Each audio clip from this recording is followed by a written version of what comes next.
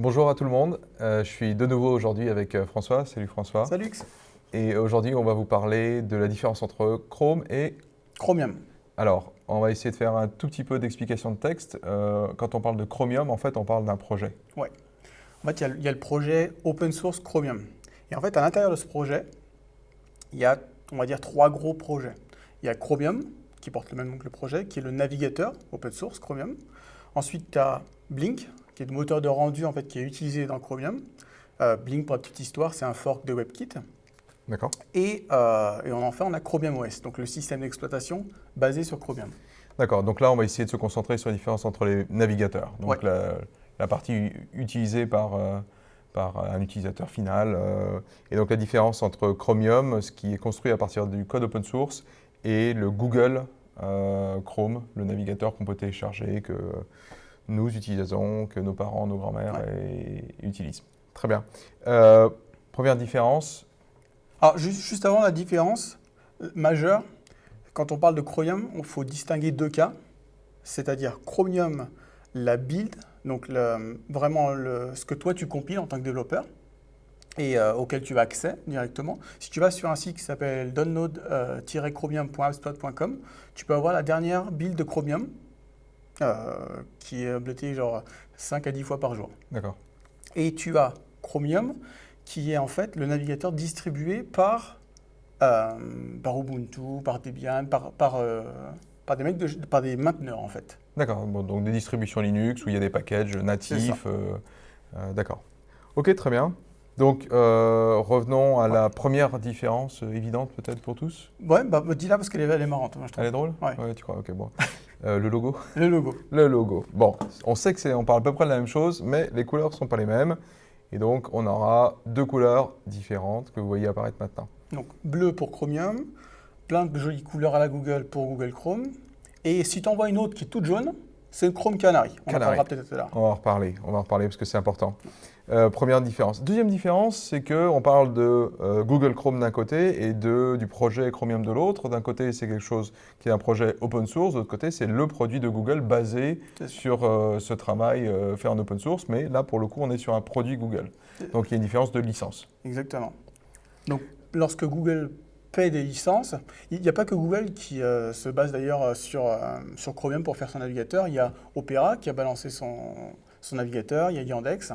Donc pareil, eux, ils ont payé des licences pour plein de choses. La première, tout ce qui est vidéo-audio. Si tu compiles toi-même ta propre version de Chromium, tu n'as pas payé pour des licences MP3, des licences H264, des choses comme ça. Donc ça, Google et d'autres paient, ce qui te permet, en fait, lorsque tu installes Google Chrome, de pouvoir lire tout plein de fichiers audio que tu ne pourrais pas. Parce qu'ils sont payants. Par contre, les versions gratos, du style donc VP8, VP9, Theora, Opus, Vorbis, c'est ce genre de trucs-là. Voilà. Ok.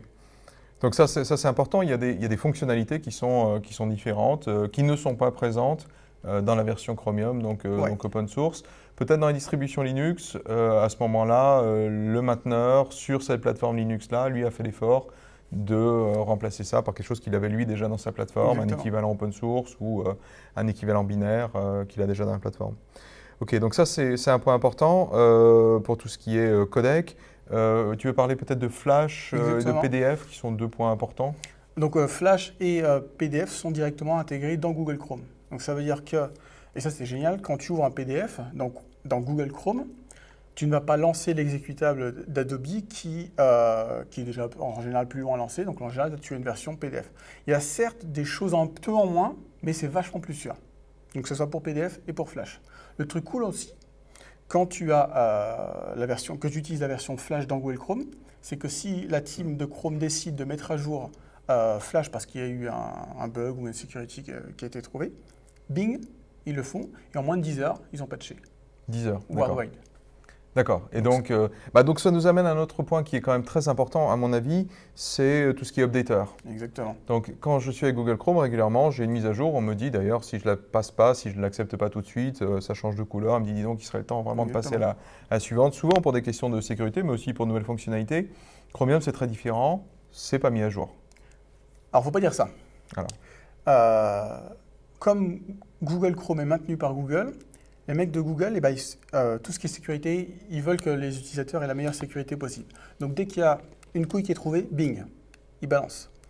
Maintenant, quand tu as juste un mec qui est chez lui et qui maintient le package Chromium pour toute la communauté, bah, ça dépend de lui en fait. Et s'il n'a pas envie, il ne le fera pas et peut-être que toi, ça va te causer des problèmes. Donc la mise à jour de Chrome est vraiment le truc qui fait que si tu devais choisir entre Chromium ou Chrome, tu choisirais Chrome. Là, on va reparler donc du coup de Canary. Ouais. Ça, c'est peut-être un bon compromis entre les deux. Ouais, en gros, parce que moi perso, j'utilise Chromium pour tester tout ce qui va venir dans Google Chrome. Ouais, tous les matins, la première chose que tu fais en même temps, c'est ça. de réinstaller, de recompiler. Donc, t'es peut-être pas. Non, je ne recompile pas. Non. J'ai dit tout à l'heure, il y a un site pour D'accord. télécharger Chromium, ce qui est déjà cool. D'accord. Mais Mais t'es pas représentatif de l'utilisateur Exactement. lambda, donc il y a ce Canary qui lui-même est en fait un Chromium simplement mis à jour automatiquement. C'est une bonne définition? c'est Google Chrome mis à jour tous les jours. D'accord. Donc ça te permet, en tant que développeur, ça te permet directement, en général, c'est surtout les DevTools qui font des petites modifications et tu as envie d'aller les tester. Et ben tu as Canary. Et ce qui est cool avec Canary quand même, c'est qu'il peut tourner en plus de Chrome. Donc tu peux avoir Chrome Canary et Chromium. Donc techniquement, tu peux avoir 3 builds de Chrome. Donc ça, c'est cool pour le coup. Et donc c'est important parce qu'en tant que développeur, toi, tu voudrais typiquement que ton appli fonctionne bien sûr dans le Chrome, le Google Chrome que tout le monde utilise aujourd'hui, mais si tu vas arriver dans 6 mois. Mais aussi dans celui qui. Et donc Ouais. c'est une façon pour toi d'être capable d'anticiper un petit peu ce qui va arriver. Dernier point, je pense, l'aspect synchro que beaucoup d'utilisateurs trouvent très sympathique, la possibilité d'avoir des profils, des synchronisations. En gros, quand même d'utiliser les services de Google. Donc là, clairement, c'est quelque chose qui est propre à Google Chrome et qui n'est pas disponible dans Chromium. Et c'est lié à la présence donc, de clés qui sont disponibles dans Google Chrome et pas dans Chromium. Là, on est dans vraiment le monde de Google, ce que d'autres ne veulent pas forcément utiliser. Donc pareil, si tu compiles ta propre version de Chromium, tu peux ajouter tes propres clés et utiliser les services de Google. Si tu utilises une version de Chromium par un mainteneur et que lui n'a pas décidé d'ajouter les clés Google, c'est son droit, là tu n'y auras pas le droit. Donc en effet, la sync, tu n'auras pas le droit. D'accord, donc tout ce qui est synchronisation, gestion de profil, gestion de synchronisation des bookmarks, de l'historique, de toutes ces choses-là, ça c'est de la valeur ajoutée fournie par Google dans son produit Google Chrome. Et par contre, ce n'est pas une fonctionnalité qui est développée au sein du projet Chromium. Non. Ok, je pense qu'on a fait un bon petit tour là. Ouais, c'est pas mal. J'espère que c'est un tout petit peu plus clair pour vous. Ça l'est pour moi en tous les cas. À bientôt pour un autre petit épisode. Merci.